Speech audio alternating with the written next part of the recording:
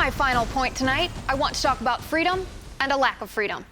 Last week, China relaxed their one-child policy. They will now allow all couples to have 2 children. How very big of them. This is not to discount the numerous lives that will be brought into this world now that the jaws of Chinese communism aren't ready to gobble up any excess population.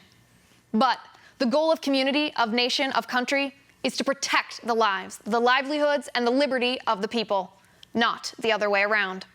The idea that overpopulation trumps the value of human life is nonsense. People are the #1 priority in this world and always will be. People, not pollution. People, not politics. People, not power, not resources, and not the ruling party of an authoritarian regime. The Communist Party in China said that their forcible one-child dictate has led to 400 million fewer births in their country since 1979. 400 million. That number is more than the entire current population of the United States. Wrap your mind around that for a second. For purposes of their own gain, their own power, their own politics, their own agenda, the Chinese government has prevented the births of more than the number of people who live in the entire United States of America. But we as a society, we're numb to this. The Chinese government forced themselves on the people, punishing couples who had more than 1 child with fines, with loss of employment, and worst of all, with forced abortions. It's so tragic, it's so otherworldly, that the correlation from this to our own lives is hard to draw. But it's there, it exists, and it's very important.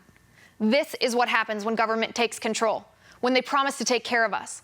This is what happens when the rights of the people are sacrificed to the desires of the politicians.